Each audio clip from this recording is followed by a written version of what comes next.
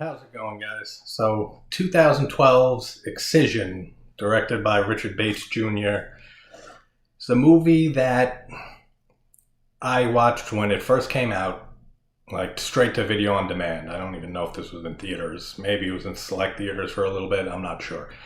But I remember seeing it when it first came on video on demand, and I had no clue what it was about. It was just one of those, I think it was on like IFC, the Independent Film Channel, on their video on demand. So I just saw, I read the short little description, and I threw it on. And I don't know if it was just the time period, like what was going on in my life and stuff, like in 2012 when this movie came out and I saw it. But this movie really stuck with me. And it's become a favorite of mine over the years. Like, I can't even call it a horror film, really. It's more of a, like, spoiler free for anyone who hasn't seen this. It's on Tubi right now for free. Great movie, disturbing movie. It's more of like a coming of age tale of this disturbed teenage girl and her aspirations to be a surgeon, even though she's completely delusional and has no skill or knowledge or anything really of that. And basically just, that's really all I can say, like, for a spoiler-free thing. And it just dives into this girl's life and her family life and why maybe she is the way she is. And then things just get crazy from there. But awesome movie. Check it out if you haven't seen it. I'm going to talk spoilers now. But Traci Lords and AnnaLynne McCord's performance in this movie. Their performances are so good in this movie. They carry the whole film. Like, I was shocked at how good Traci Lords was in this movie. Like, we have former porn star Traci Lords, and she's been in some other things that I've seen that she does decent in. But this movie, like, she gives a phenomenal performance. Like, she really does. And AnnaLynne McCord, same thing. And when I first saw this, I didn't even know who AnnaLynne McCord was. So I'm just looking at Pauline in the movie, thinking like, yeah, this homely looking girl. And then I looked up pictures of the actress. And I was like, holy shit. Like, they really did a good job making her down because she is gorgeous in real life, man. McCord is an absolutely breathtakingly beautiful woman. And we have a lot of little cameos in this. We have John Waters playing the priest. We have Ray Wise as the principal. We have Malcolm McDowell as the math teacher. Even Marlee Matlin took time out from listening to music all day to be in this movie. And she wouldn't get that joke even if she heard it because she can't hear it. I'm kidding. I love Marlee Matlin. She's a fucking trooper, man. You ever see her on like the roads to Comedy Central? Like, she can fucking give it, man. She can give people shit. I love Marlee Matlin.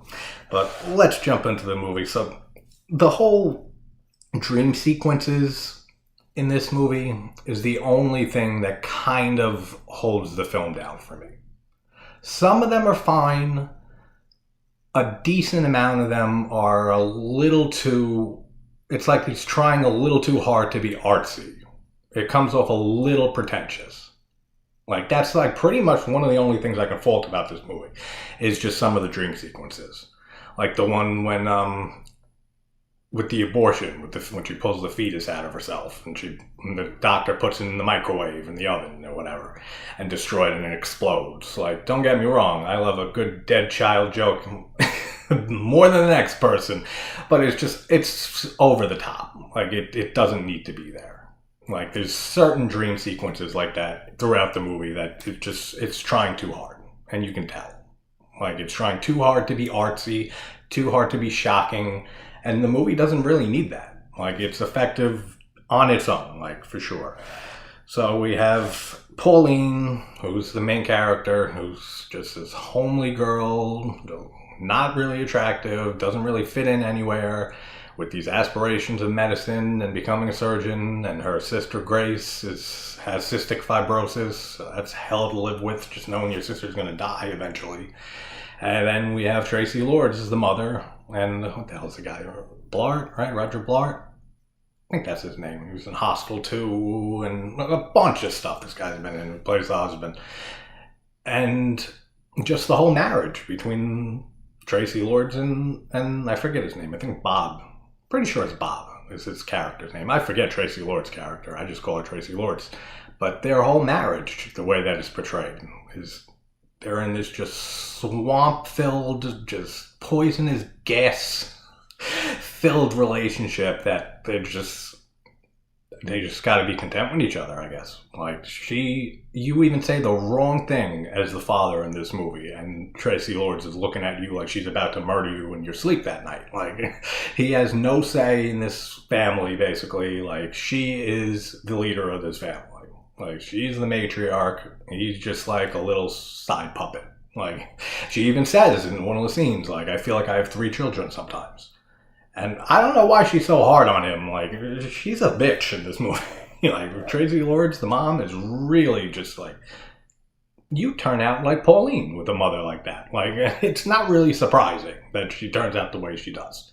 I mean, they go into the whole thing with Traci Lords' mother and how she mistreated her as a child beyond belief, and that she doesn't want to become her mother, and she even has that heart-to-heart with Pauline like near the end of the movie, where she tries reasoning with her and saying that she joined the book club and that she's trying to she doesn't want the same relationship that her and her mother had for her and Pauline to have. And that's a whole another thing thrown in that just adds to everything. Like, I love just the dynamic between every character in this movie. Pauline and the mom, and Pauline and Grace. Like, their little dynamic, their sister dynamic is great. Especially that you can tell Pauline loves Grace. And you can tell that Grace loves Pauline. Like, she even stands up for her when the jump rope girl. When she's they're out on the sidewalk and she's trying to talk across the street to her about jumping rope. And she's like, oh, leave me alone or whatever. And then Grace stands up for her and she said, hey, don't be mean to my sister. And like, come on, Pauline. And like, takes her back into the house. Like, she stands up for her sister. It's her big sister. She loves her. Then we have the whole thing with Cotillion and that they're being brought up. Like, Traci Lords is trying to bring both of them up like very proper women, and have them go to Cotillion and learn how to dance and learn how to be a proper woman and lady in the world, and very religious household. Like, all of that gets explored and played into very well in this. Like, can't say enough good about this movie, actually. Especially on this rewatch. And then period fucking, like, Pauline starts having, or we don't know if how long she's been like this, but she has, like I said, all those dream sequences. She has dreams of just dead bodies and like fucking, like, while covered in blood and just blood everywhere. Like, she has some fascination with blood, which leads to her wanting to lose her virginity to the dickhead guy with the girlfriend. And that's a funny scene. Like, when they're just fucking and stuff, and then she's like, I want you to go down on me, and he goes down on her, and you can't tell that a woman's on her period when you're going down. Like, you don't taste the blood or fucking feel that nothing's wrong. I mean, I don't know, it's a high school kid, so maybe he's just not experienced in life in that section of life, but that's fucking hysterical, because he runs to the bathroom. He's got blood all over his mouth. He's like, what the fuck? And then he drops her off, and then she's leaning on the car, like, looking at him. He's like, can you get the fuck off my car, please? Like, puts his hood up and drives away. Like, people who know him don't know he drives that car. So the hood doesn't really help that much. But, like, she finally loses her virginity. And then just all, like, the prayers to God from her in this movie is fucking hysterical. Like, this movie has a lot of like dark comedy in it too, which I always appreciate. As people who know me and watch the channel knows my sense of humor. Love it. And just like what she's praying to God and saying listen, it's a whole thing that I've heard that you have family relatives and stuff in heaven watching over you. It's like, I do a lot of crazy shit in my alone time when I'm by myself, that if I got up to heaven and stuff, like, relationships would be compromised. Like, that's fucking funny, man. I do a lot of crazy shit when I'm alone. Yeah, we all do. That's why I don't really agree with the whole fucking family members looking after you all the time thing either.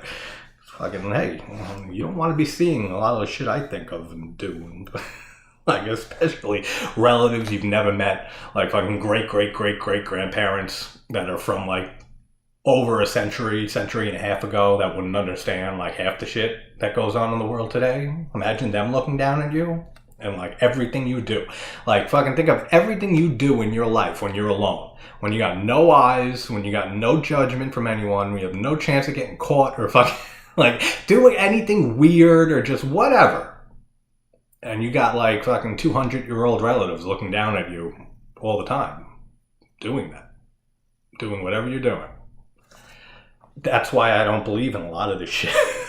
It's not why, but it's a side product. It's a bonus. Fucking, I don't need fucking 300-year-old family members staring at me all the time. I'm like, come on, give me some fucking privacy. Then the sister's friend ends up dying from cystic fibrosis, which is sad. And like just seeing her trying to deal with that, and the mom, Traci Lords like favors fucking Grace. Like there's no denying that. Like she absolutely, and she even says to her, like, you know, you're my heart, right? Right to Grace when she's on the breathing machine and everything. But just seeing her try to console Grace when she finds out that her friend dies. Some heartbreaking stuff, man. And then her comment to the dad when she says, you know, what the worst part about having cystic fibrosis is. And he's like, what? And she's like, when your friends die. Like, that's some sad shit, man. Really, really sucks. And I love the question when in class, in like health class or whatever, science, whatever it is, when the teacher's reading the questions and then he picks out the question and you can hear it kind of in the background because then it like focuses on Pauline and Adam's girlfriend. When she's like giving the STD test to herself, she's looking at her blood, which, yeah, you're not figuring any of that out just by looking at your fucking blood. But like he pulls the question out, he's like, does it mean I'm gay if I constantly try to suck my own dick? And the teacher's just like, all right, who wrote this? Who wrote this question? And then you hear him like faintly, because that's when it like really like focuses on Pauline and them talking, so you can hardly hear him. But you can hear him a little bit, and if you really pay attention, it'll be, he's like, whoever wrote this is like, you, let me see your handwriting. Like, this teacher's gonna go around comparing handwriting styles and shit to figure out who wrote this stupid question. Like, just fucking, why even read it? Just read it like silently to yourself and then be like, these fucking kids, and throw it away. Like put it aside. Like he fucked himself with that one. He should have read that before he read it out loud.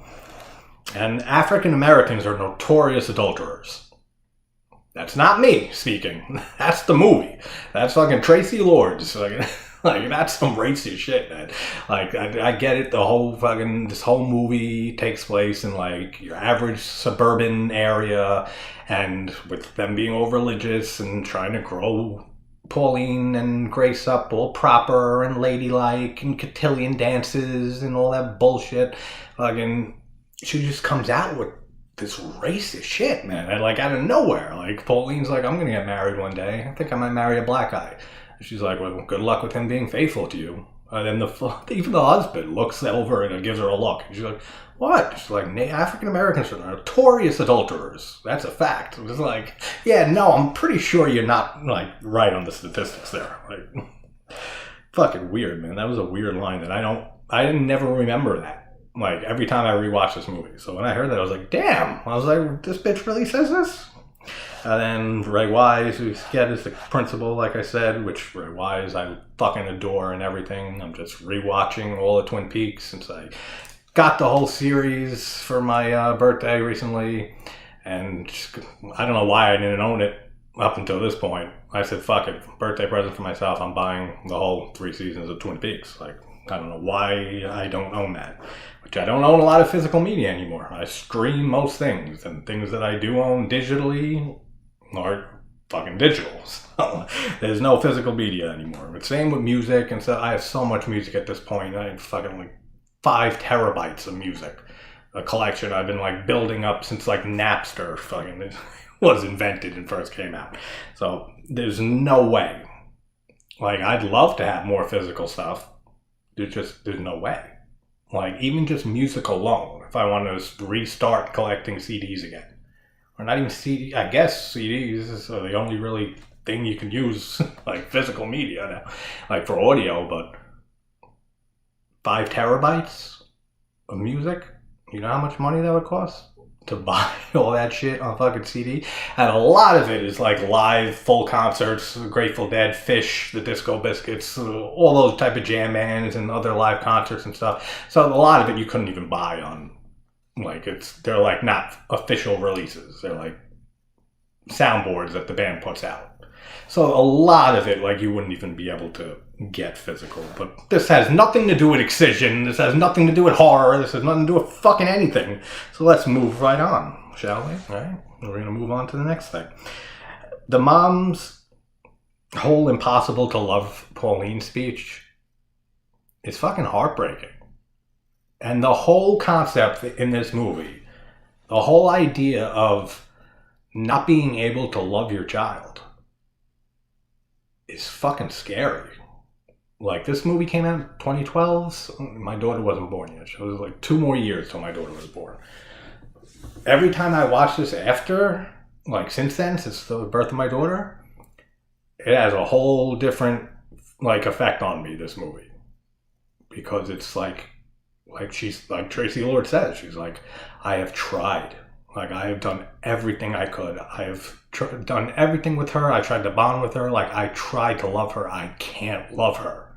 And Pauline's right outside, and she starts fucking breaking down hearing that. But just the fact of not being able to love your daughter, that she's so out of control and so delusional and so warped in the head, and no matter what you try to do to try to mend that relationship or grow it or just make it better in any way or try to connect more or anything, doesn't work. And you're just in a corner. Like, you're just in the position that you can't love your own kid. That's fucking terrifying. Like, that is one thing that scares the shit out of me. Like, you could throw all the fucking dead bodies and ghosts and corpses and all that shit at me, it doesn't really matter. But when films dive into real shit like that, that's some terrifying stuff. Not being able to love your kid because of just how insufferable they turned out to be. And just the fact, too, that it's even scary thinking about this point, that even though she still does love Pauline, and she tries, like, a few times, like I said earlier, with the book club and everything, and her whole speech with Pauline about that, she tries.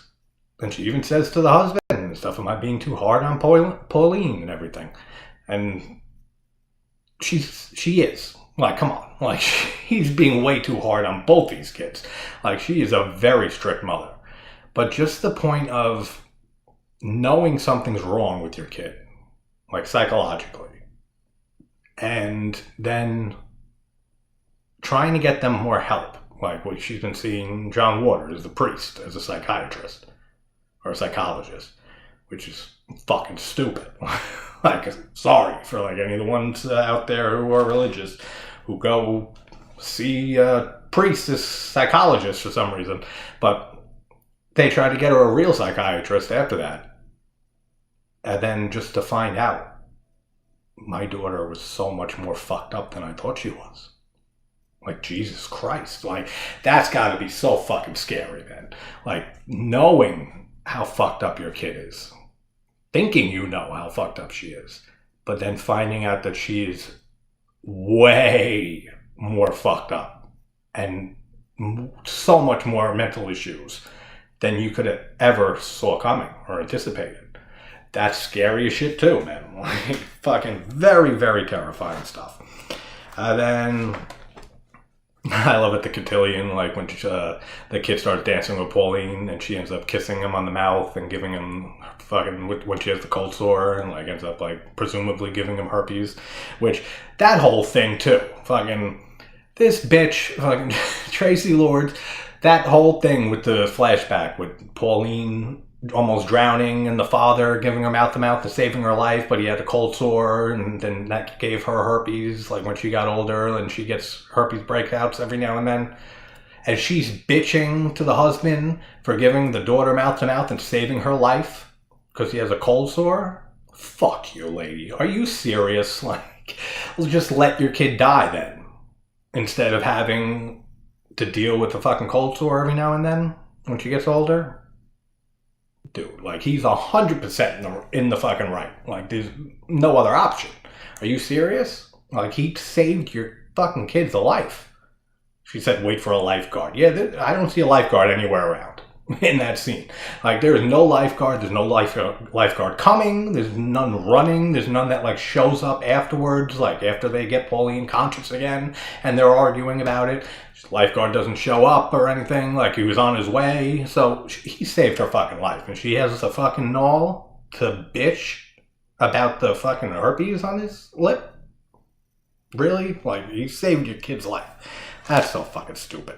Then I guess she gave Grace herpes because she puts the fucking oxygen mask on and tries it out.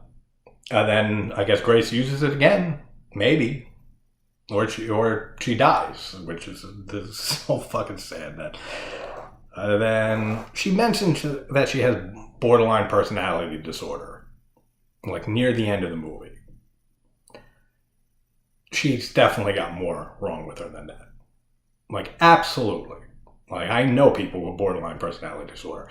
It sucks. I mean, that's one hell of an illness, mental illness to deal with and live with, but she has definitely something much, much more severe. And, like, they call her out on it numerous times in this movie. You're delusional. Like, you have delusions. That, like, if you think that you have a future in medicine, you're fucking delusional. And both her parents say this to her. And it even says that when she gets kicked out of school for beating up that bitchy girl, she ends up saying, like, well, I'll just take my GED, open up a private practice, and, like, that's how far gone she is. That, like, she really thinks that she's going to become this master surgeon with no experience, like, at all. Like, nothing at all to do with medicine, surgery, nothing like that. Just because she gave herself 2 piercings, that in her mind makes her eligible to be like a good surgeon. That's like me saying I'm going to be a great astronaut one day, and then just putting on an astronaut suit 2 or 3 times, walking around the house, like pretending to moonwalk, then just jumping on a fucking spaceship and just like heading out to space and hoping it all works out for the best. Like, come on, she's so delusional in this. Then they have to put Grace, the sister, on the lung transfer list, which sucks. Then just again, like with how they're dynamic between the 2 sisters, when Grace and Pauline are talking, sitting by the couch, and she says, like, if I do get married, I want you to be my maid of honor, to Pauline. Like, it's adorable, man. Like, she fucking loves her sister, which is what makes the ending so fucking gut wrenching, man. And then Traci Lords, the mom, goes out for something for the night. Maybe it is her book club. I don't even remember what she goes out for. But she goes out, and Pauline ends up kidnapping the jump rope girl from across the street and, like, fucking chloroforming her. Does the same thing to Grace and drugs the father and ties him up. And then we get the ending, man, which this ending fucking is a gut punch. Like a fucking gut punch. Like, this is such a fucking great ending to a movie like this. And you kind of see it going in that direction earlier on. But it's, even if you, like, figured out very early on how this is going to end, it still is going to fucking punch you in the gut. Like, just the performances by both of them, like I said at the beginning of this video. It's fucking excellent. McCord and Traci Lords do such an amazing job throughout this whole movie. But this ending just fucking sells it all. Like, with her coming into the house and she finds Bob, the husband, all tied up and doesn't even fucking untie him. Like, her first thought is Grace. She's like, where's Grace? And she's looking around the house and everything. And then she finally gets into the garage and you see fucking Pauline with her head shaved, which AnnaLynne McCord actually shaved her head for that scene. So props for actually going through with it, not wearing a bowl cap. But she is just in there, and you see the blood all over the fucking garage, like blood spatter, and you see fucking Grace's dead body on the table, and the jump rope girl that we don't really give a fuck about on the other one. But Grace, like, you see that it is fucking heartbreaking, man. And then just the mom coming in and just seeing her this, and just like, what have you done? And that's when it all hits her. Like, it all hits her right then and there. Like, holy shit, like, my daughter is so much more fucked up than I ever thought, than I ever imagined. Like, what the fuck am I living right now? Like, I couldn't imagine being in that situation. Then her just screaming and running towards Pauline after her, like, saying, I practiced my incisions on the other body after successfully retrieving the lung, and just in full-on delusion. And she gets snapped out of it by her mom when she screams and hugs her and stuff. Dude, Traci Lords... Dude, I can't believe when I saw this movie that I was praising Traci Lords as like a serious actress. I don't know, but damn, man, the performances in the last scene of this movie with her screaming and just holding her, and then just like you could see every emotion on her face. Like, what did you just do? I want to fucking kill you. But you're my daughter. I love you. What did I do wrong? Like, all of that is on her face. And it's so well done. Like, it's so well portrayed. Fucking props to Traci Lords. Like, you deserved an amazing fucking performance like this after all the hundreds of dicks you probably sucked back in the day doing your porn shit. You deserve a fucking great ass performance, and this movie fucking has it. And then with Pauline, like, when she snapped out of it, she starts crying, and even she realizes how fucked up she is, and that like snapped out of like her delusion and like realizes what she did. Like, she just killed her fucking sister. And the jump rope girl nobody really gives a fuck about. But like, she just killed her fucking sister, and she starts breaking down crying. And just, dude, it's heartbreaking. Then the final scream from Traci Lords is one of my favorite ending screams in a horror movie. Like, ever. Like, the scream that Traci Lords gives at the end of this movie is so haunting, is so fucking disturbed. Like, you could feel all those emotions I was talking about. And it's just like ear splitting. And then it just ends. And then comes on one of my favorite ending credit songs in a horror movie. Like, not score-wise, like an actual song from a band, which I never heard of when this movie came out and everything, but The Pacific Ocean, Waterflower is the song at the end. Just after that scream, then when that music kicks in, something about it, man, when I first saw this movie, I can't believe this movie's been out 10 fucking years already, Jesus Christ. When I first saw the end of this movie, then that song came on at the end, which I just love, C-sharp minor to A progressions. It just sounds so fucking haunting. But that's how it sounds. It sounds so haunting, so creepy, so disturbing, and it fits fucking perfectly with this whole movie. Like, I can't think of many movies that have a more fitting ending credit song for like right when the movie ends, credit song. I can't think of many other movies. I mean, Evil Dead with the fucking Charleston jazz tune is one of my favorite ending tunes to a movie ever. But like an actual, I mean, that is an actual song, but like an actual like newer movie, like with a newer band with just some random band song, I fucking love it. Like, it's one of the, I don't have a lot of like horror movie or even just movie scores in my music collection. I have a decent amount, but not many. I have this song. I fucking love this song. I'll throw it on every now and then. And it's so ingrained in me from being from this movie that every time it comes on, all I can think of is the end of this movie. And it makes you feel fucking all those feelings and emotions and shit that you feel watching this movie. So every time it kicks on, it's just like, oh man, like, this sucks. Like, I was kind of in a good mood, and now I'm kind of like depressed. But it's such a hauntingly awesome ending credit song. Like, for sure. Fuck it. I'm going to even link the video to it in the description. That's how much I love that ending song. But Excision, awesome movie.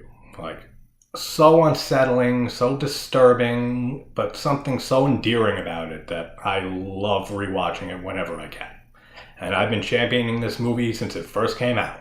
Like, it's still not that well known of a movie, but anytime that there's a place for me to put a plug in for it or mention it or anything like that, I will always do that because I absolutely adore this movie. And I don't know if Richard Bates Jr. did anything notable after this. I never saw anything else by him.